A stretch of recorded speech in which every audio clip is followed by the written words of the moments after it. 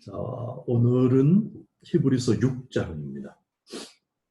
원래 순서대로는 5장을 해야 되지만 멜기세덱 이야기를 조금 따로 다루기 위해서 6장부터 이렇게 하겠는데요.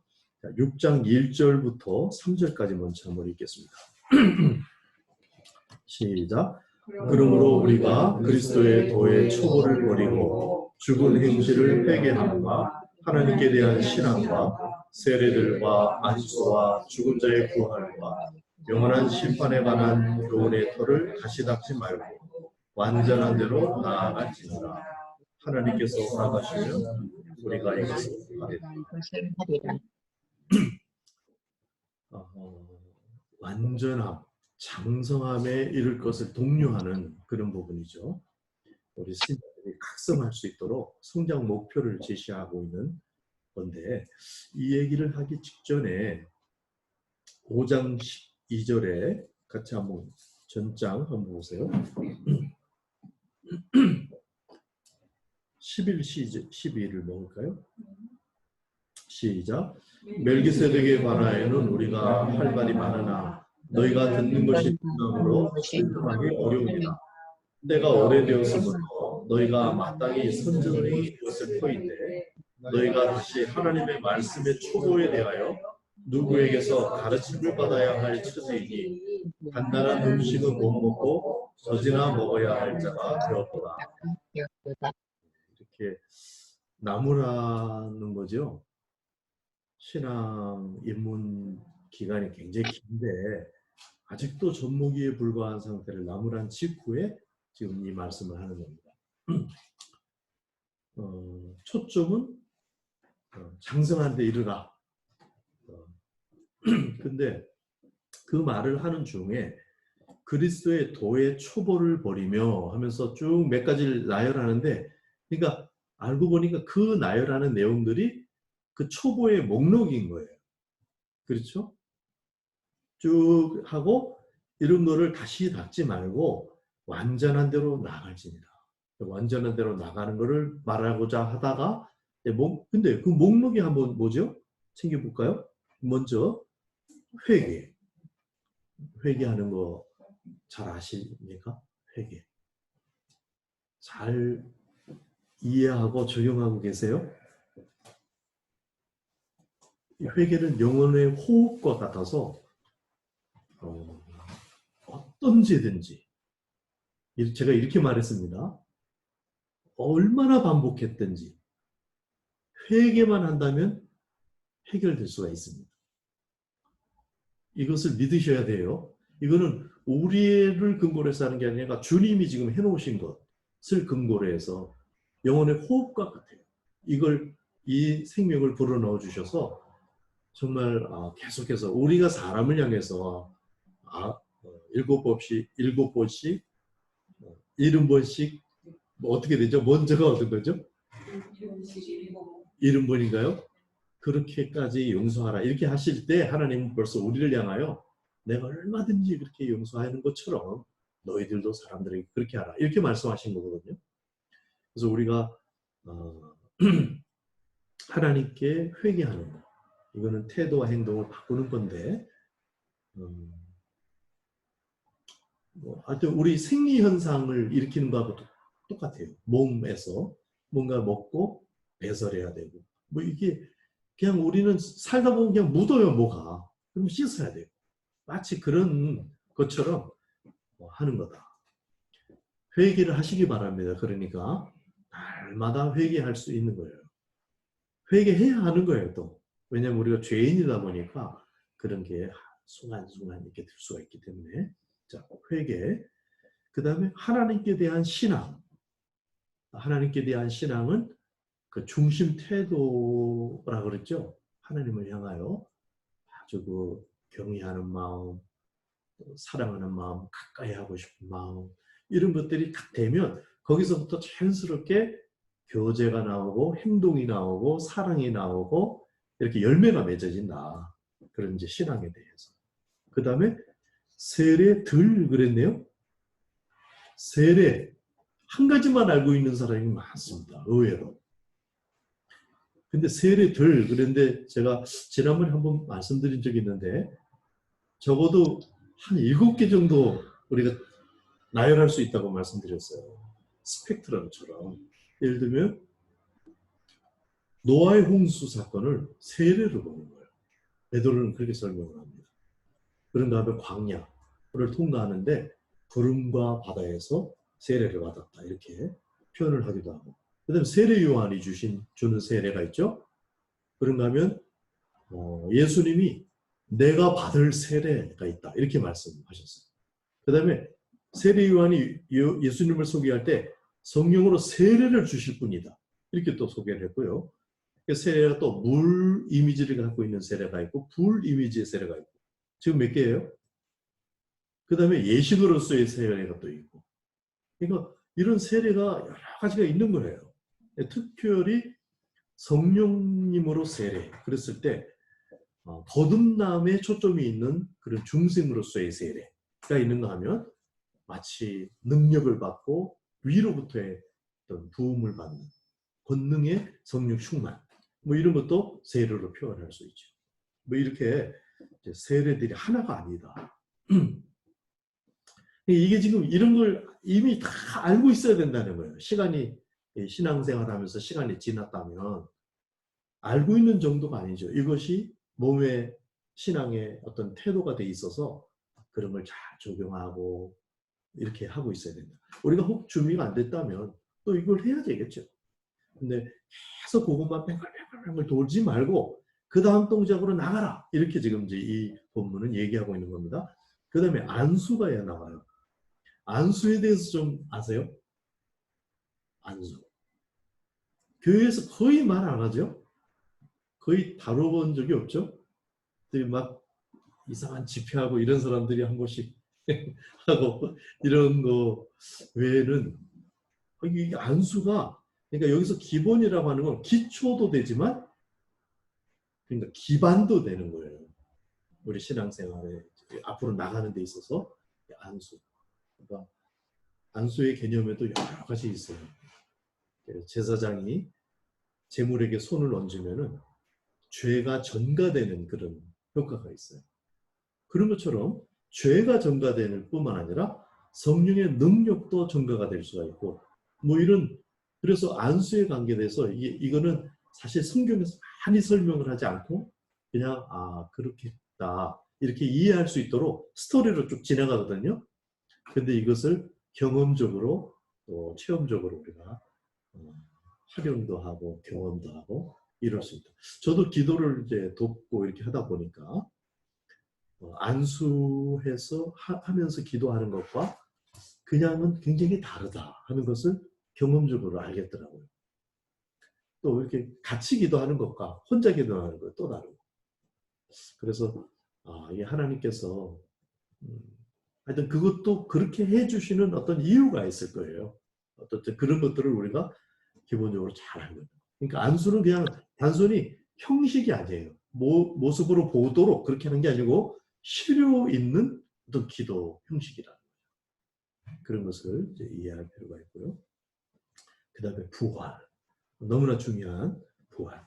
새 인생이 시작되고 새 언약이 시작되고 새 계명의 삶이 시작되고 그리고 아직 우리가 이미 부활을 경험한 셈인데 또 몸의 부활을 경험할 것이에요.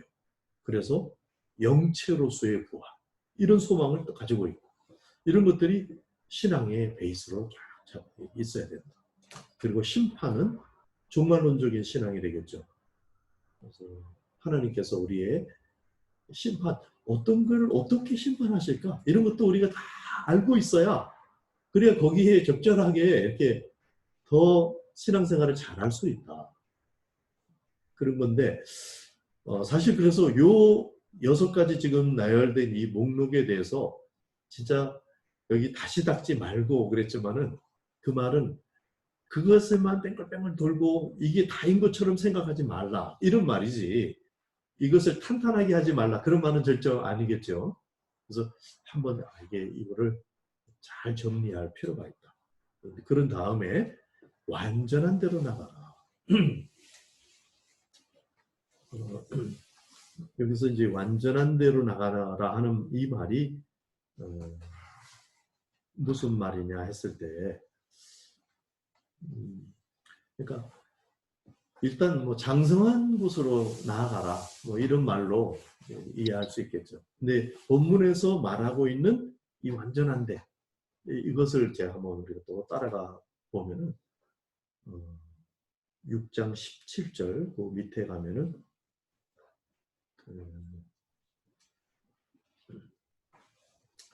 약속을 기업으로 받는 것에 대한 이야기가 나와요. 천국에 관한, 영혼에 관한 그런 것이 또 있고, 9장 15절에 가면은 히브리서입니다.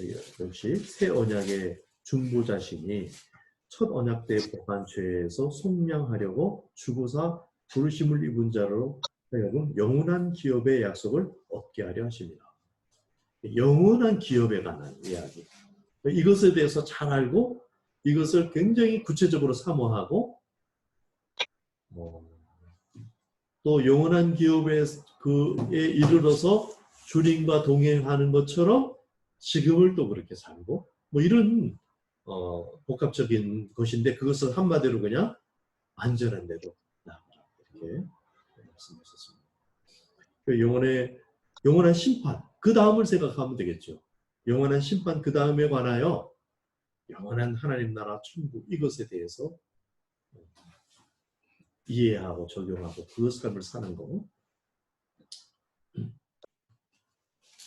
이런 것을 얘기하면서 지금 혹시라도 이게 지금 멜기세덱 얘기도 잘 못하겠고 좀 이런 상태에 있기 때문에 이 얘기가 너무나 막 아유 나하고는 너무 거리가 먼 얘기다 싶은 반응을 할까봐 이 히브리서 기자께서 또 친절하시게 이 말씀을 첨언합니다. 3절 하나님께서 허락하시면 우리가 이것을 하리라. 아멘이죠? 우리의 능력과 그걸로는 아닌데 하나님의 은혜로 하나님의 역사하심으로 자 이제 준비에만 머물지 말고 완전으로 나가라. 우리가 지금 많이 이야기하고 거듭 또 묻고 또 잘 몰라서 또 막 넘어지고 엎어지고 이러는 게 이게 준비 동작이라는 거예요. 준비 동작. 거기만 머물지 말고 목적 부분인 완전으로 나가라. 이 말씀이 3절까지의 말씀이 되겠습니다. 4절부터 8절까지 같이 읽겠습니다. 시작. 하나님의 선한 말씀과 4절 시작. 한번 빛을 받고 하늘의 은사를 맛보고 성령의 첨지한 바 되고 하나님의 선한 말씀과 내수의 능력을 맛보고도 타락한 자들은 다시 새롭게 하여 회개하게 할 수 없나니 이는 그들이 하나님의 아들을 다시 십자가에 못 박아 드러내놓고 욕되게 함이라. 땅이 그 위에 자주 내리는 비를 흡수하여 밭가는 자들이 쓰기에 합당한 채소를 내면 하나님께 복을 받고 만일 가시와 엉겅퀴를 내면 버림을 당하고 저주에 가까워 그 마지막은 불사름이 되리라. 이 구절은 조금 어려운 구절로 유명한 구절이에요. 이게 이제 구원에 관해서 조금 혼돈을 사람들이 이걸 읽고 봤기 때문에 좀 난해 구절로 이렇게 분류가 되어 있는데 자, 이 내용이 갑자기 왜 나올까? 그러니까 앞에 지금 완전으로 나가라, 성숙으로 나가라 이렇게 지금 뭔가 하면 앞으로 쭉 나가도록 이렇게 안내를 하고 있잖아요. 그러면서 굉장히 경고성 발언을 지금 하고 있는 거예요. 장성한 분량으로 나가라고 하면서 제가 느낄 때는 이렇습니다. 총을 만약에 발사한다면 발사하기 전에 정조준을 해야 되겠죠. 지금 딱 땡기기 직전에 정조준이 딱 대고 딱 땡겨야지 아무데나 이렇게 딱 땡기면은 잘못 발사되겠죠. 그러니까 지금 이런 각성하는 말에 아멘 한 사람들은 뭔가 이제 그렇게 살아야 되겠다 하고 에너지를 집중할 거 아니에요. 그때 제대로 성장해라. 이런 경고의 말씀인 것 같아요. 그래서 그 아주 엄중한 말들이 나오죠. 나가기 전에 이렇게 나의 그 중심 태도, 그것을 바로잡고 그 다음에 목표를 또 해야 되겠죠. 제가 총 가름새와 가름자 말씀드렸죠. 두 개를 나란히 해서 정조준해서 발사해야만 이제 정확히 타겟에 이제 적중하는데, 그래서 지금 우리 중심 태도를 바르게 하고 그 다음에 그 다 뒤에 보면 이제 목표 지점을 얘기한단 말이죠. 그런데 마땅히 완전하고 장성한 수준에 이르러야 할 그런 지적인 경험을 다 한 상태에서도 잘못될 수가 있다. 지금 이거를 경고하는 거예요.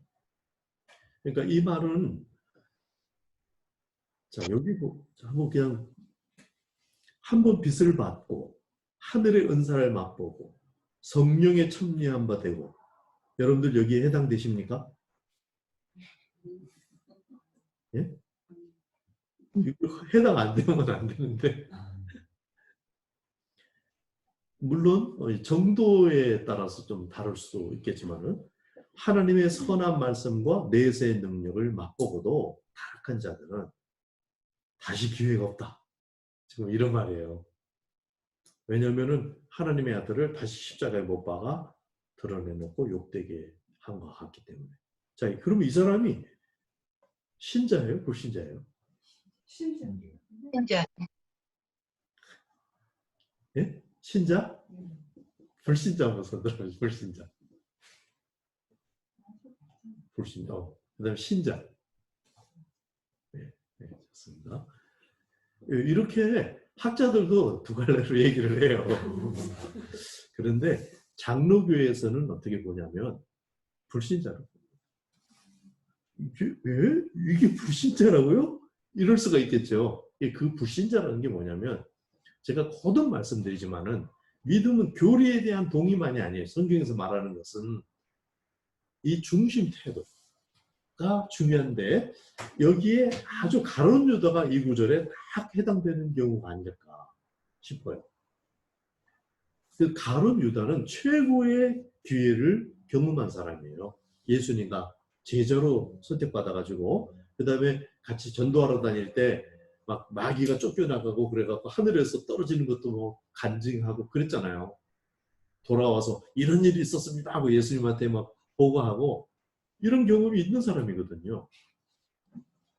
근데 어떻게 보냐면, 가룟 유다는 그런 최고의 기회가 있었지만 자기가 생각하는 정치적 메시아를 이 사람은 진짜 기다리고 있었어요. 국가를 위해서.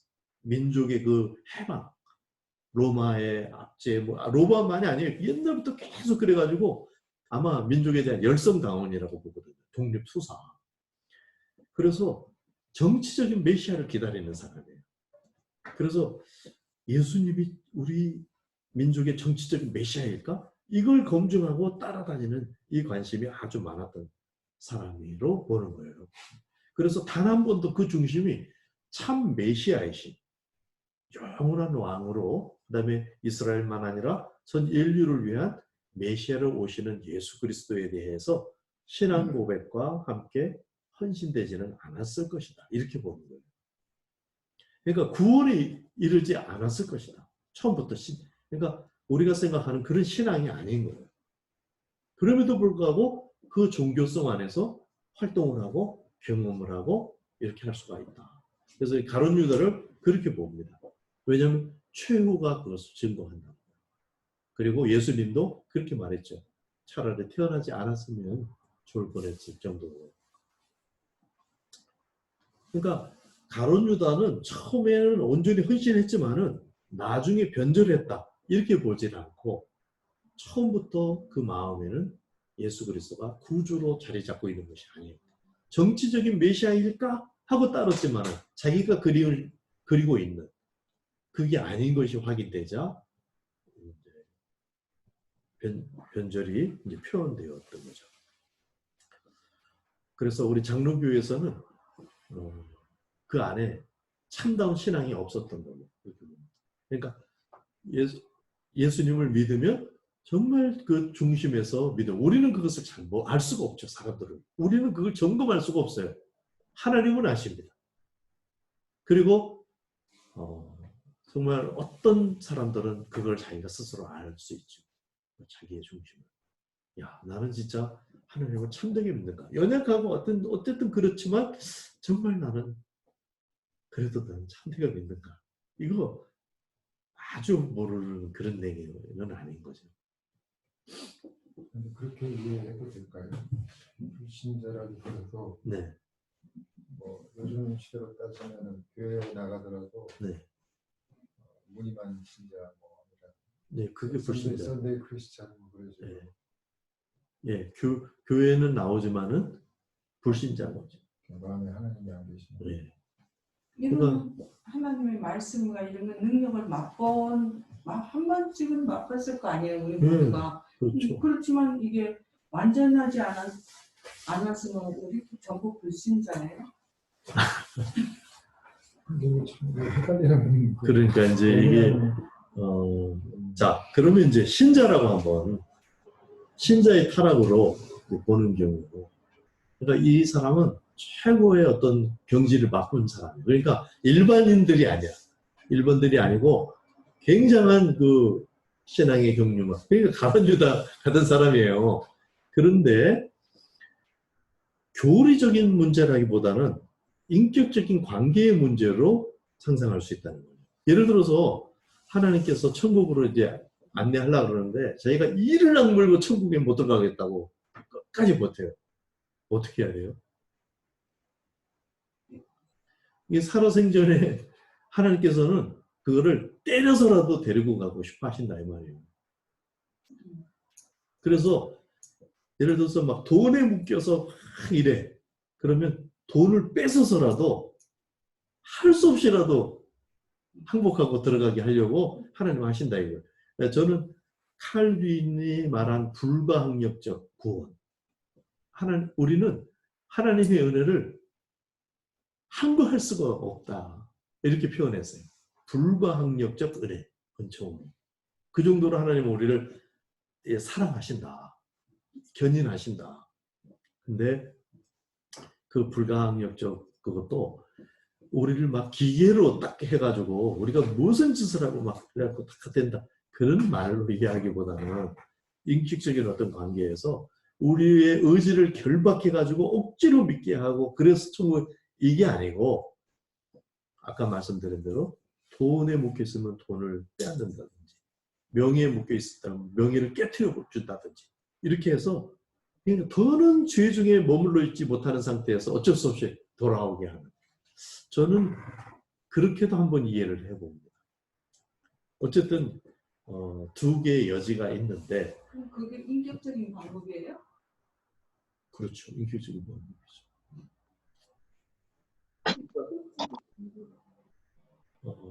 최후의 인격적인 방법 중에 최후의 방법이 되겠죠.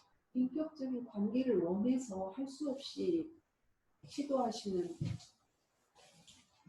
인격적으로 대해주는 거죠. 그리고 그러니까 그 의지를 딱 붙잡아가지고 예를 들어서 가기 싫은 것을 머리채 잡아갖고 확 데리고 가고 이런 식으로 안 한다. 그러니까 의지를 없애가지고 그렇게 우리가 크리스찬이 되는 게 아니고 우리가 그대로 있는 상태에서 우리가 스스로 결단하고 믿고 받아들이도록 그렇게 노크하고 때로는 매를 때리고 이렇게까지 하신다는 거죠. 자, 그래서 이게 크리스찬이든 아니든 여러분하고 상관이 있습니까? 여러분 잘 믿으시면 돼요. 그 낙제 안 하려고 막 낙제 할까 말까 거기서 막 내 낙제냐 아니냐 이러지 말고 A 플러스를 받으세요. 아니 근데 여기 네. 저 맥락을 보게 되면 네. 불신자에게 얘기하는 말보다는 네. 신자한테 네. 그 이렇게 꾸중을 하는 그 풍기를 하는 경고성 발언일 예. 것 같은데. 그러니까요. 두 개를 다 말씀드렸으니까 그렇게 이해하고 신자 중에서도 일반 신자는 아닌 거죠. 보통 신자가 아니에요. 뭐 잘 몰라서 성경 공부가 잘 모르고 지금 멜기세덱도 잘 모르고 이런 신자가 아니에요. 싹 다 아는 거예요. 싹 다 아는데 나는 천국 싫어. 나 하나님 싫어. 난 지옥 갈래. 차라리. 이런 사람이 있다. 그렇다면 여기에 해당되는 거예요. 제자라는 거는 네. 어떤 의미? 제자는 그것도 폭이 넓습니다. 먼저 제자 그러면 12제자가 생각나잖아요. 근데 우리 이제 사도행전 지금 이제 강의하고 있지만 그 12제자만 제자라고 그러진 않고 그 주변에 있는 사람들 다 제자라 그래요. 그래서 보통 우리가 이해하기에는 제자 그러면 예수님을 따르는 무리죠. 그래서 다른 것들을 상대화시키고 그런 사람을 제자라고 불러야 마땅하죠. 그런데 제자 훈련 받으면 또 제자라고 하기도 하고 서로 그런 얘기도 쓰고 하잖아요. 그래서 경계가 뭐 좀 애매한 그런 단어죠. 그래서 이것도 스펙트럼적으로 좀 정리할 필요가 있죠. 질문하신 요지는 뭔가요? 네.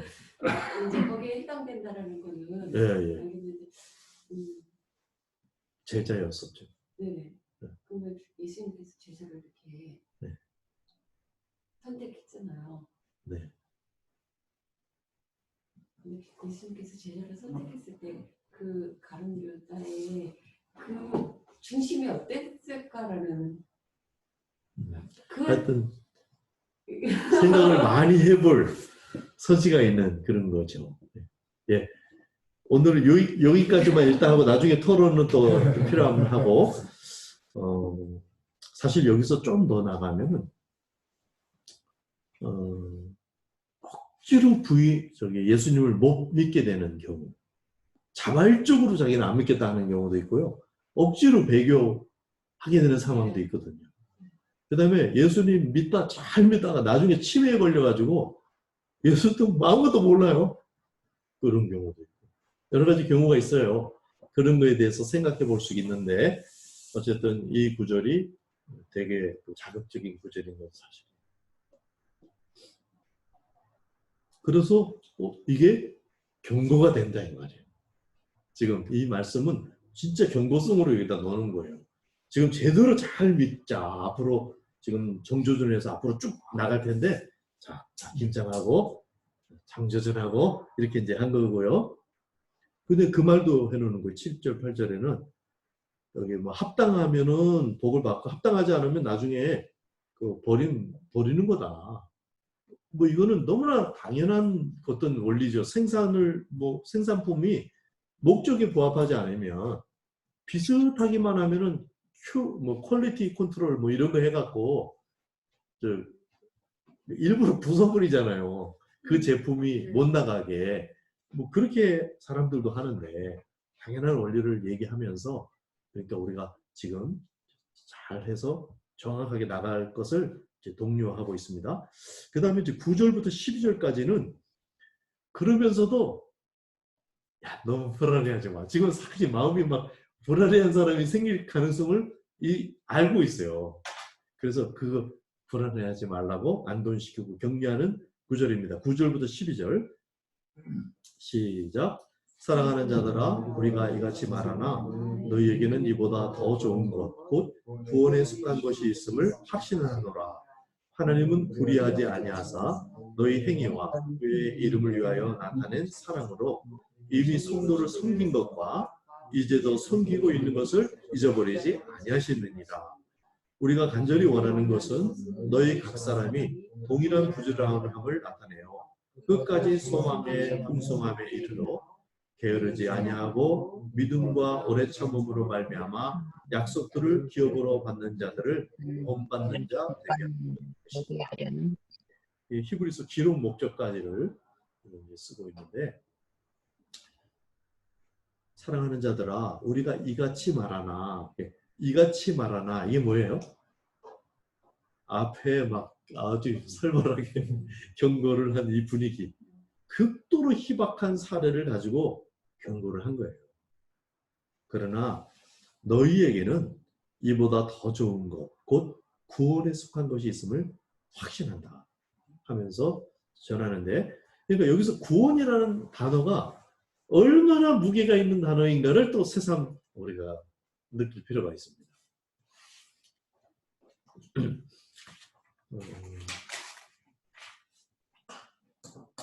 구원이 뭡니까?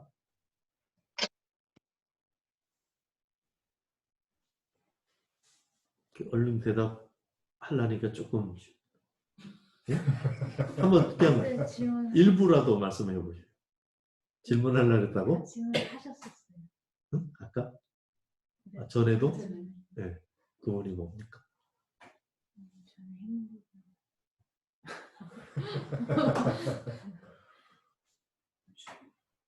저는 일단은 천국에 가야 영원한 천국 그거 놓치면은 아무것도 아니죠. 근데 그것만 아닌데 그것만 아니지만 그것만큼 중요한 게 없죠. 이 시대 안에서도 구원을 하나님께서 이루어 주시고 그걸 주시기 기뻐하세요.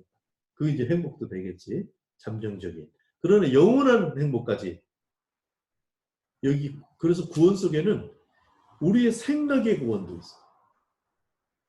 그러니까 우리 생각, 감정의 구원. 우리 감정이 확 흔들리잖아요. 이게 지금 구원받는 중이기 때문에 그래요. 구원을 완전히 받으면 감정이 완전히 자유할 거예요. 그리고 하나님의 아름다움으로 가득한 감정이 될 거예요. 의지도 그렇고 지성도 마찬가지고요. 그래서 이제 그래서 제가 자꾸 거듭 말하게 되는 게 스펙트럼적 이해를 꼭 해야 되겠구나. 저는 이렇게 생각을 하게 됐어요. 제가 만약에 신학처럼 책을 쓴다면 스펙트럼 신학이라는 말이 나올 것 같아요. 이 통합적인 이해를 하는 데 있어서 약간 모순되거나 불명확한 이야기들을 정리해서 펼치려면은 마침 빛을 프리즘을 통과시키면 7가지 빛깔이 나오잖아요. 거기에 밖에도 또 있지만은 그런 것처럼 한 단어가 이런 스펙트럼적인 의미를 갖고 있어요. 다양한 관점에서 이렇게. 네. 그래도 예를 들어서 믿음만 해도 하나님의 믿음을 언급하거든요. 성경은. 하나님의 믿음 그랬을 때 하나님이 뭐를 믿는다 이렇게 해도 되지만 하나님의 신실하심, 믿부심 이게 하나님의 믿음이기도 해요. 그러니까 이게 뜻이 그런가 하면 불신자들의 믿음도 있어요. 불신자들도 땅이 안 꺼질 것을 믿고 있어요. 그러니까 사는 거예요. 안 불안하게. 이게 일종의 믿음이거든요. 근데 그런 믿음을 가지고 우리가 예수님을 믿으면 완전히 믿음이 또 예수님이 하나님을 믿는 그런 믿음이 또 우리 안에 와요. 그러니까 믿음도 굉장히 이게 스펙트럼이 또 있다. 이런 것을 이해하고 성경을 읽는 거하고 한 가지 구석에 있는 의미 하나만 딱 알고 있는 거하고는 굉장히 다르겠죠. 그 폭과 풍성함. 이제 그래서 여기서 구원이 지금 내가 생각하는 구원보다 굉장히 무게 있고 풍성한 것을 이야기하려고 하는구나. 이해할 필요가 있죠. 왜냐하면 지금까지 이렇게 막 네가 못 알아들을 것 같다. 막 기초로 돌아가지 말라. 장성한 분량으로 나가야 된다. 그리고 경고성까지 하면서 구원 이렇게 얘기를 이제 한 거죠. 그래서 바울은 이것을 구원에 이른다는 말을 다른 말로 경건에 이르도록 연습해라. 이런 말도 썼어요. 지난주 우리 원주공동체 리더십 프로그램 할 때 경건이 뭡니까? 또 이런 얘기가 나왔거든요. 너무 옆으로 가면 안 되니까. 근데 그게 사실 구원이에요. 거룩이라고 이해해도 되죠. 네, 거룩이라고도 얘기할 수 있고. 그래서 바울은 경건, 거룩 뭐 이런 단어를 썼어요. 하나님의 영광. 성화의 과정이 구원하고 이렇게 예, 그렇게 예. 나오죠. 네, 조금 연결이 되시죠? 네. 바울 서재는 많이 읽고. 근데 베드로는 뭐라 그랬냐면 신의 성품에 참여한다. 그럼 이걸 한자 말로 두 단어로 하면 어떻게 할 수 있을까요? 신의 성품에 참여한다. 응? 예? 신의 성품을 두 단어를 네, 신의 성품에 참여한다. 참여한다. 두 글자로 한다면? 영화 구원? 예. 영화 신의 성품에 그래도 신화라는 말을 신화 어떤 신학자들은 했어요. 근데 조금 아슬아슬하죠? 신화 그러니까 우리가 신이 된다 이런 뜻으로 들리잖아요. 근데 예수님도 그렇게 얘기했어요. 믿음이 있는 자들을 신이라 하였거늘. 예수님이 이렇게, 그러니까 이게 어마어마한 말이라 이 말이에요. 일단은 우리가 야 이거 이렇게 말해도 되나 싶을 정도의 말이다 이 말이에요. 그래서 장로교에서는 아주 그 건전하면서도 의미심장한 단어를 쓰는데 그게 성화라는 말이에요. 성화, 거룩화. 그러니까 성화라는 말을 또 우리가 꺾어서 생각해가지고 그냥 조금 이게 인격이 좋아지고 이런 정도로만 축소해서 이해하는 경향이 또 있단 말이에요. 그런 정도가 아니고 지금 구원을 얘기하는 겁니다. 또 영화까지 나가야 되겠죠. 예수님 같아지는 것. 예수님의 형상을 회복합니다. 그런데 이것을 요한은 또 성부, 성자, 성령 하나님의 사귐에 참여하는 거다. 이렇게 말하는 거예요. 지금 놀랍잖아요. 그 사귐을 누리는 거다. 지금 이게 구원을 얘기하는 겁니다. 그러니까 이 구원에 너희들이 속해 있다 하는 것을 나는 확신한다.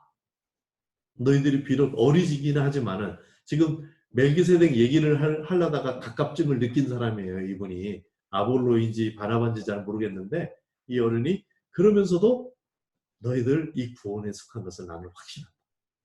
이렇게 하면서 얘기를 합니다. 하나님은 왜냐하면 하나님은 불의하지 아니하사 너희 행위와 그 이름을 위하여 나타낸 사랑으로 이미 성도를 섬긴 것과 이제도 섬기고 있는 것을 잊어버리지 아니하는. 그러니까 우리의 행위와 마음을 아신다 이 말이죠. 하나님이 여러분의 마음을 아셔요. 여러분 어때요? 공포스러워요? 아니면 다행이다 싶어요? 그게 다를 거예요 아마 사람마다. 그 중심 태도를 보시기 때문에 이걸 아신다는 거예요. 그래서 보니까 당신들은 이 구원이야. 구원에 있어. 이걸 나는 확신해. 이렇게. 그렇지만은 그게 좀 진전돼서 뭔가 열매로 딱 됐으면 좋겠어 하고 말한 게 11절 12절이죠. 그게 히브리서 기록 목적도 될 수 있는 우리가 간절히 원하는 것은 너희 각 사람이 동일한 부지런함을 나타내어 끝까지 소망의 풍성함에 이르러 게으르지 아니하고 믿음과 오래 참음으로 말미암아 약속들을 기업으로 받는 자들을 본받는 자 되게 하려는 것이다. 문장이 이렇게 복잡하고 긴 이유는 간단한 게 아닌 것을 말하다 보니까 그래요. 꼭 지점은 있어요. 그 소망의 풍성함, 본받는 자. 근데 뭘 본받느냐? 약속들을 기업으로 받는 자들을. 그 사람들을 어떻게? 게으르지 않고 믿음과 오래 참음으로. 이렇게 말이 막 붙다 보니까 이게 복잡한 문장처럼 되었는데 지금 초점으로 딱 제시하는 것은 약속들을 기업으로 받는 자들을 본받게 되게 그렇게 되게 하는 것. 그래서 이 약속 얘기가 나오죠. 그러니까 중요한 단어만 딱 뽑아내면 뭐예요? 약속하고 소망. 이렇게 할 수 있겠습니까? 그죠? 그렇게 해도 되겠죠?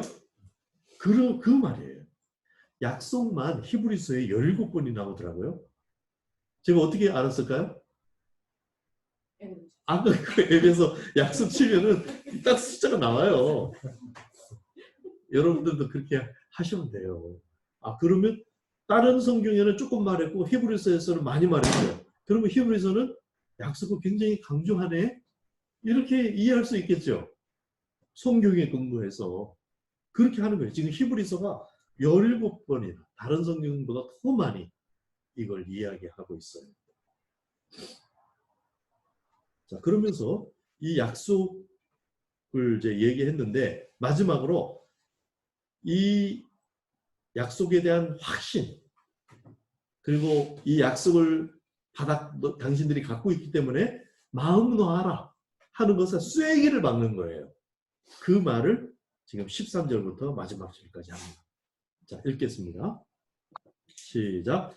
하나님이 아브라함에게 때에 가르쳐 맹세할 자가 자기보다 더 큰 이가 없으므로 자기를 가리켜 맹세하여 이르시되 내가 반드시 너에게 복주고 복주며 너를 번성하게 하고 번성하게 하리라 하셨더니 그가 이같이 오래 참아 약속을 받았느니라. 사람들은 자기보다 더 큰 자를 가리켜 맹세하나니 맹세는 그들이 다투는 모든 일의 최후 확정이니라. 하나님은 약속을 기업으로 받는 자들에게 그 뜻이 변하지 아니함을 충분히 나타내시려고 그 일을 맹세로 보정하셨나니 이는 하나님이 거짓말을 하실 수 없는 이 두 가지 변하지 못할 사실로 말미암아 앞에 있는 소망을 얻으려고 피난처를 찾은 우리에게 큰 안위를 받게 하려 하십니다. 우리가 이 소망을 가지고 있는 것은 영혼의 닷 같아서 튼튼하고 견고하여 휘장 안에 들어가나니 그리로 앞서가신 예수께서 멜기세덱의 반차를 따라 영원히 대제사장이 되어 우리를 위하여 들어가셨느니라. 이 지금 하나님의 확실한 약속에 대해서 얘기해 주려고 이제 하는데 일단 맹세는 진짜 뭐 틀림없다. 그 다음에 맹세할 때 주로 자기보다 센 거를 얘기하면서 하는 거잖아요. 근데 하나님은 어떻게 해요? 하나님보다 더 센 게 없어요. 그러니까 하나님이 스스로 자기를 걸고 맹세를 하셨다. 아브라함에게 그렇게 했죠. 그러니까 아브라함이 믿음의 조상이다 이렇게 할 때 약속받음의 원조다 이렇게 해도 같은 말이 되겠죠. 우리도 약속을 받았는데 아브라함이 그 약속받은 거 원조인데 아브라함에게 어떻게 했느냐? 하나님이 맹세로 하셨다. 우리도 그 영향 아래에 있는데요. 뭐라고 맹세를 했느냐? 내가 반드시 너에게 복주고 복주며 너를 번성케 하고 번성케 하리라. 이거 한번 읽어보죠 같이. 내가서부터 시작. 반드시 너에게 복주고 복주며 너를 번성케 하고 번성케 하리라. 자기에게 하는 말이에요. 다시 한번 하나님이 우리에게 하시는 말씀 다시 한번 시작. 내가 반드시 너에게 복주고 복주며 너를 번성케 하고 번성케 하리라. 하나님이 맹세로 그렇게 했다는 거예요. 그러니까 안 버리시죠. 당연히. 복주시려고 번성케 하시려고 맹세를 했고 그런데 그가 아브라함이 이같이 오래 참아 약속을 받았습니다. 그 복을 그냥 딱 이렇게 바로 느끼지를 못했을 수도 있죠. 오랜 세월을 거쳐서. 그런데 약속을 오래 참아 받았다. 그러니까 여기서 또 아브라함이 믿음으로 받았다. 바울은 이렇게 설명했잖아요.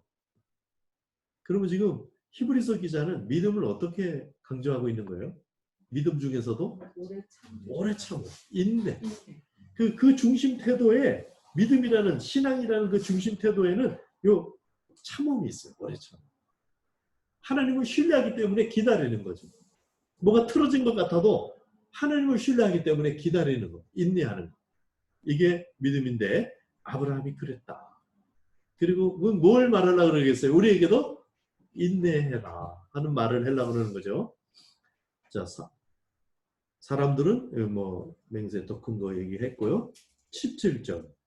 아브라함은 약속을 기업으로 받는 자들에게 아브라함이 아니라 하나님은 약속을 기업으로 받는 자들에게 그 뜻이 변하지 아니함을 충분히 나타내시려고 그 일을 맹세로 보증하셨나니.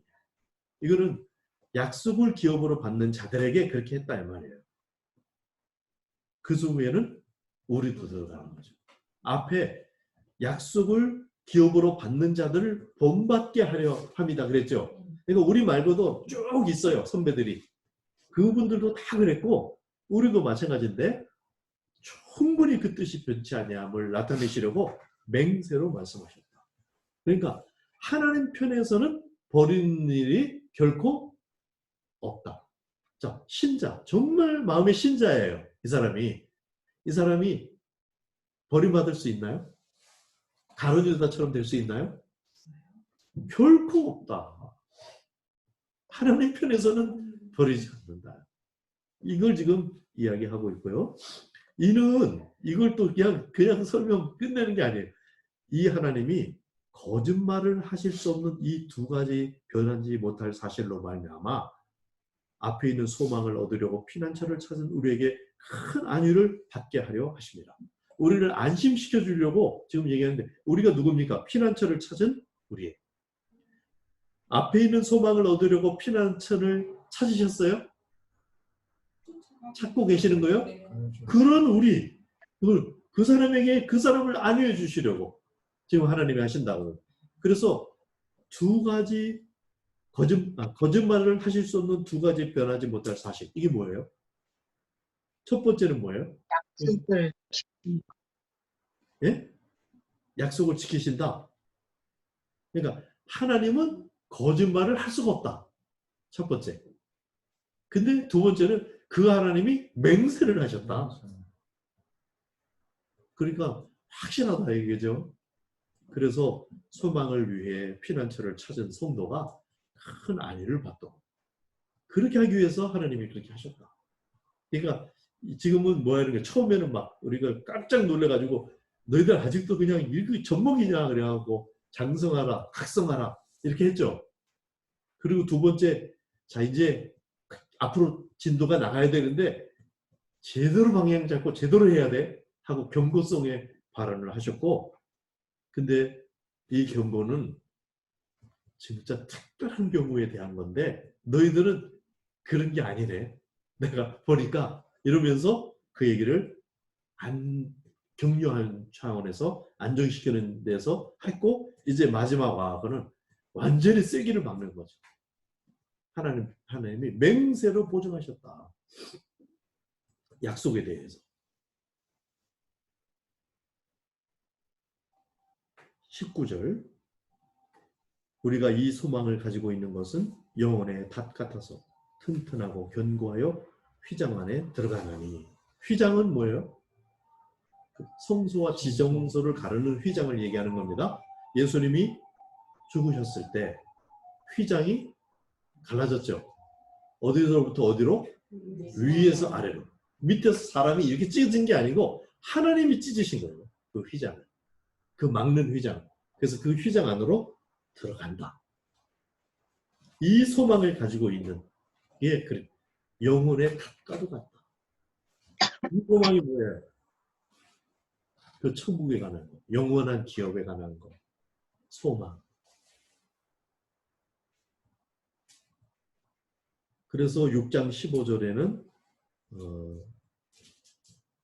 6장 15절 네, 오래 참음 얘기가 나왔죠. 그 다음에 데살로니가 전서 1장 3절에도 이제 이건 바울이 말하는 건데 믿음, 소망, 사랑을 강조하시거든요. 믿음 얘기할 때 믿음의 역사 얘기를 해요.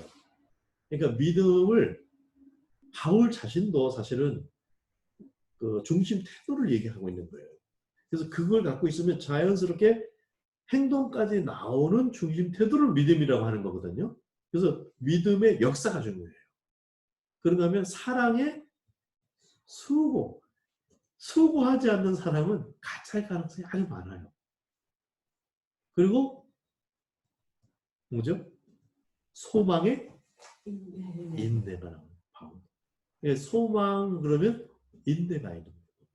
딸리는 단어가 소망을 가진 사람은 인내합니다. 그래서 이 소망을 가지고 있는 사람은 영혼의 탑과 같이 딱 있어서 든든해서 휘장 안에 들어간다. 20절. 그리로 앞서가신 예수께서 멜기세덱의 반차를 따라 영원한 대제사장이 되어 우리를 위하여 먼저 들어가신 거죠.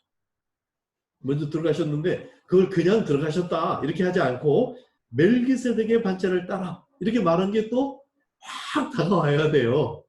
근데 안 다가오죠. 그래서 5장 7장을 나중에 다음 주에 다시 멜기세덱에 관한 이야기를 다시 나누면서 이 구원의 크기에 대해서 하나님이 정말 어떤 심정으로 어떤 무게로 이걸 우리에게 말씀하고 계시는가에 대해서 좀 더 이야기를 나누도록 하겠습니다. 자, 오늘 요지의 초점은 그리스도의 도를 거기서 뱅글뱅글 돌지 말고 이제 장성한데 완전하다고 말할 수 있는 그런 그것을 사모하고 그쪽으로 나가라. 그 전에 야단침 시기를 너희들이 지금 젖을 먹어야 할 자가 됐도다. 시간이 지금 얼마인데 이렇게 우리를 야단치고 계신데 이제 야단 맞지 마시고 정말 그렇게 나갈 수 있도록 이 지식에만 국한되는 그런 얘기만은 아닌 거죠. 그 약속 붙잡는 거, 영원한 기업에 관한 거. 자, 그 말씀 이제 6장의 말씀 이렇게 마무리하고요. 혹시 질문이나 지금 있으십니까? 그 전에 약간 좀 쟁점이 됐던 네. 6장 5절 4절부터 네. 절까지 네. 여기서 파악한 자들을 네. 어떤 자들로 이해를 해야 될까요? 예. 예, 그 반복되는 얘기인데 일단 이렇게 마치고 좀 더 이야기하는 걸로. 아니 제가 이게 지금 기록이 되고 있어가지고 예, 그래서